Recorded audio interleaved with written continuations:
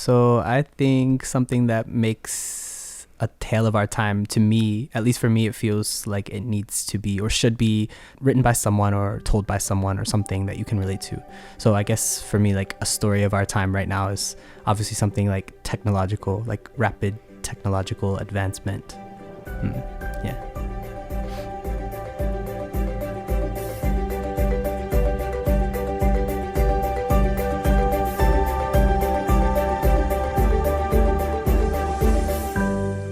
Hello, everyone, and welcome to Tales of Our Times. This is a show where we discuss the stories that move us, what makes them so meaningful, and why others could or should find meaning in them as well. Where there's a story, there's a reason to read. This is not a spoiler-free show, so bear that in mind as you continue listening. We tackle books, movies, comics, and more. I'm your host, Amanda Stevens, and joining me today is my guest, Moe Gustus. Hey, Mo. Hi. How are you today? Thanks for having me. I'm good. Mm-hmm. Yeah. Is there anything that you'd like to say to introduce yourself? What should I say? I'm from Tennessee. I think that sort of like informs who I am in a weird off-kilter way. So yeah, I'm from Tennessee. I make music. Mm-hmm. Yeah. I mean, it's important for me to where I'm from. That's something I name drop all the time. So I get it. And what story have you brought for us today? We're going to talk about Dune by Frank Herbert. Yeah. And this is where I reiterate, it's not a spoiler-free show. So if you're in this to go watch the movies and you don't want to be spoiled, you may want to skip ahead of our summary section coming up because there's a lot to that book. Yeah. I tried to read the summary today to like prepare for this. Yeah.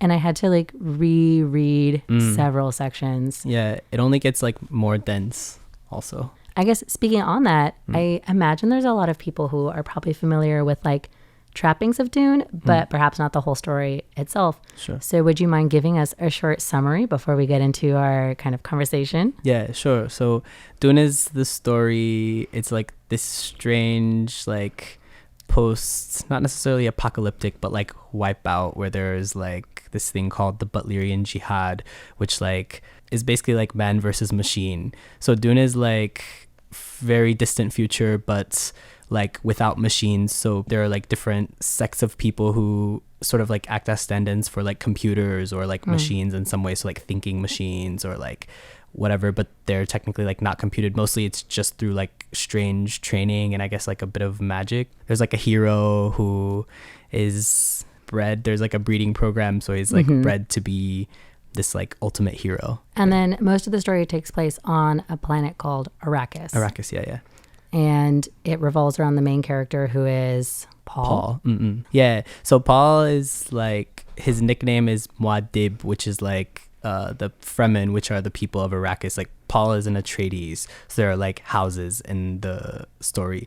Like and nobility houses. Yeah, nobility houses. And Atreides is like a pretty noble house. So they're from a planet called Caladan. And for comparison, Caladan is like a planet quite similar to Earth, right? Like Arrakis is like a desert planet, but Caladan is like a water-rich, beautiful like oasis sort of. Yeah. Bit contrasted in that way, yeah. His dad is like the Duke of Caladan, so they're in charge of like, there was like a corrupt regime ruling over Dune or on Arrakis, so he was charged by the emperor of the known universe to sort of like clean up the regime, like take the planet back. And then like along the way, Paul, spoiler alert, his dad is like murdered, and then basically all Atreides are wiped out. So he's like this last hope for the line for this really noble house, but he's also like taken in by the Fremen, which are the people of Arrakis. So he becomes king of the desert.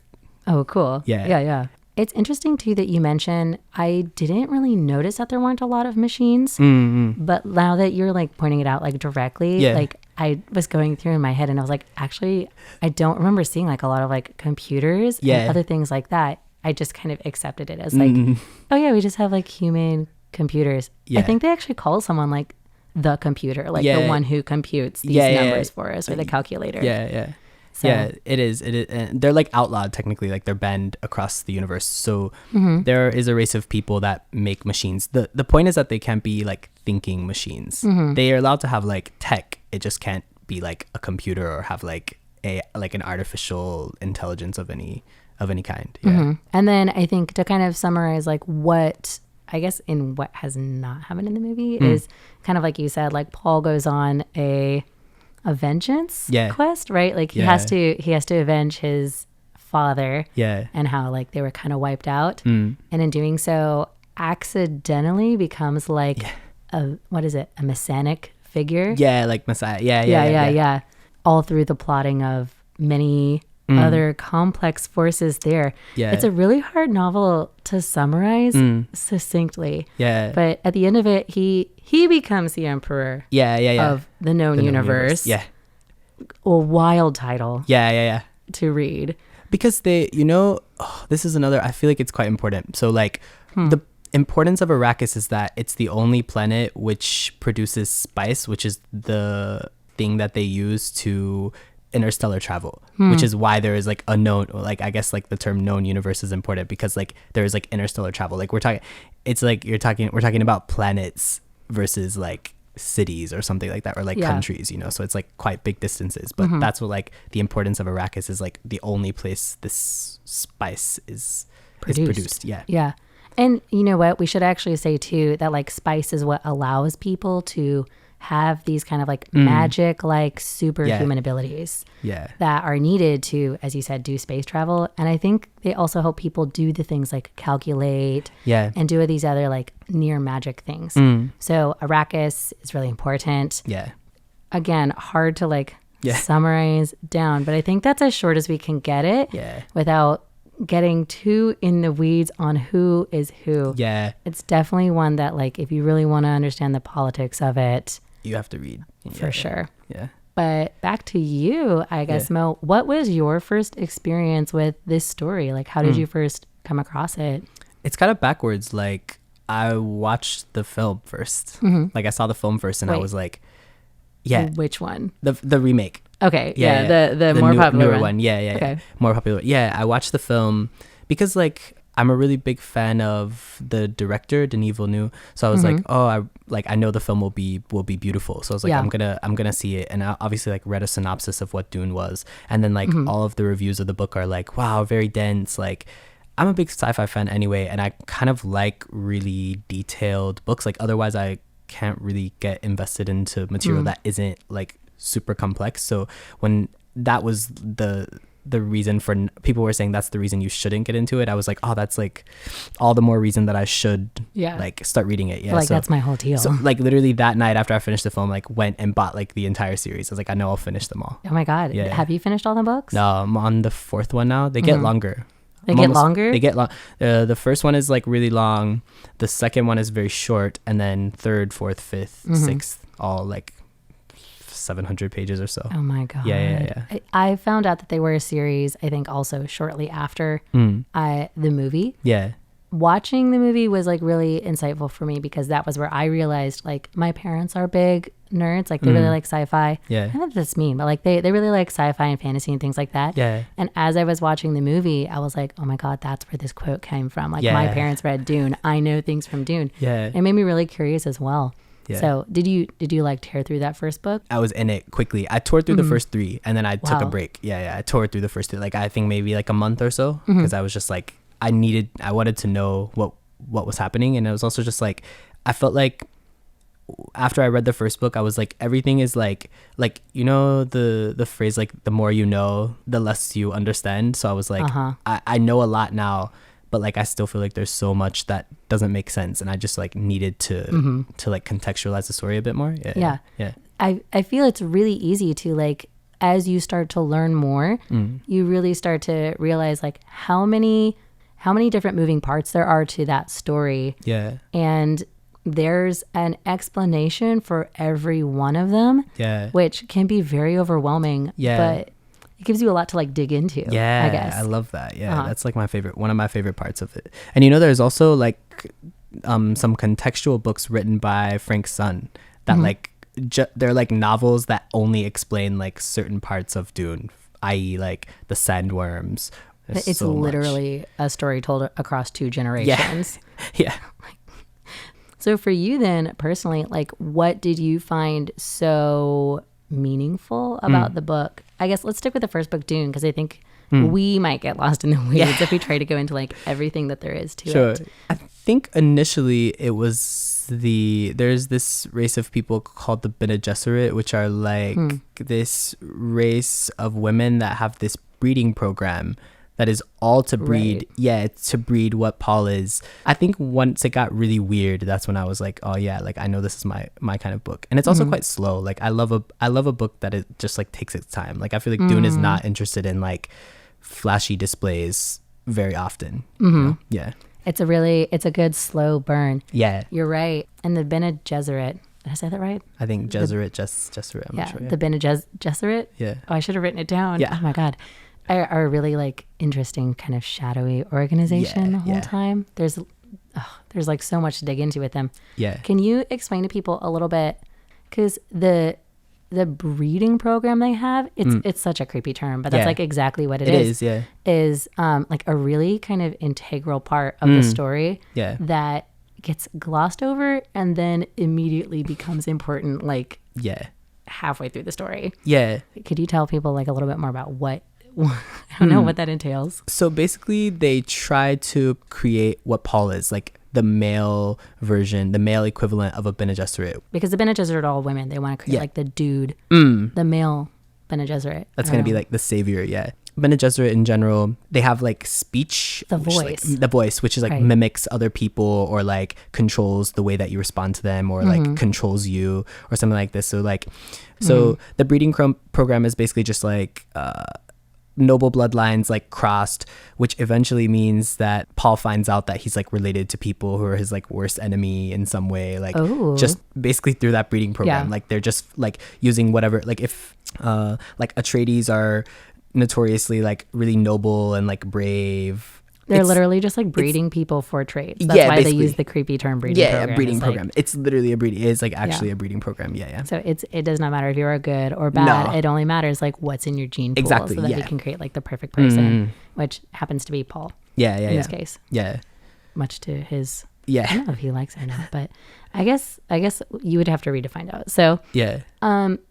Speaking of Dune, it's kind of topical for a lot of these, like topical in terms of it's been made much more relevant given the film adaptation from like 2021. But talking about the novel and kind of talking about the story holistically, like why do you think that it should be recognized as a tale of our time? I think it's like everyone always says like Dune is probably like one of the references for like most sci-fi AI battle, like AI human battles. So it's like that's the crux of Dune is like a battle with artificial intelligence that eventually leads to like a future without machines.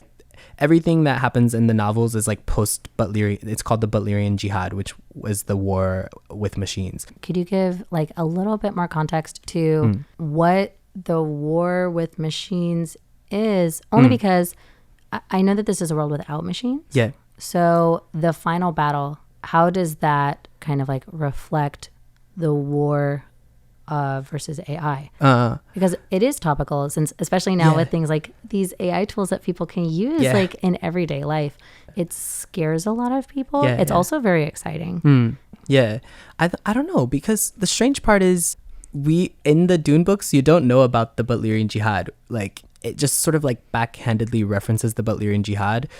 I guess like what I think about how that reflects like modern AI innovation is like it's only getting smarter. The idea of the Butlerian Jihad was like it got to a point where like machines were like outsmarting humanity and they were able to like scale up a war behind their back. So I think right now there is like so much development and like so quickly, like ChatGPT is the level of imitation. The level of like specificity you can give to ChatGPT, and it like answers the question perfectly, and also like knows that it's a bot and make sure to like cover that base so that it's trying really hard not to be robotic in any way. I think it's just like getting smarter. I'm just wondering like what that looks like if it walks or something. So maybe so maybe like I guess what we should do is like recognize this as at this time perhaps speculative fiction. That's what I was thinking. For like post a possible post society of what might happen. Yeah.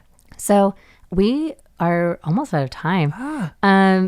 So the last question then is, there are many names, many things for Dune, but if you could give it a short one phrase subtitle of your own, what would that be? Short one phrase title of Dune. Like, so I think if I had to title it, I would say like Dune, power, prescience, and possible futures. And I guess why is because like power dynamics are obviously at the forefront of the story.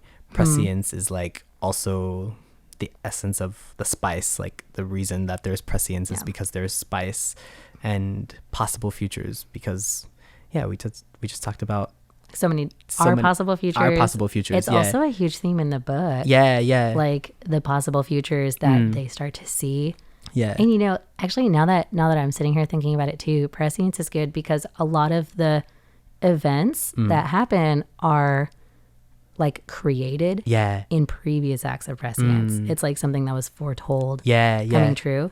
Yeah. On some level, things that are literally foretold, and on another level, just like very well laid plans that happen to fall out. Yeah. Like, there is just so much of this book. It is so hard to get it into one episode. Yeah. But I think that's where we have to call it today. Yeah. Thank you so much. Yeah, dude. Thanks for coming in. So if this has piqued your interest, definitely go check out the book Dune by Frank Herbert.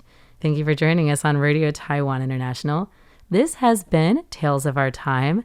I'm your host, Amanda Stevens, with my guest, Moe Gustus. Once more, thank you for joining us. Thank you for having me. And we've been discussing Dune, power, prescience, and possible futures, a tale of our time. We'll see you next time.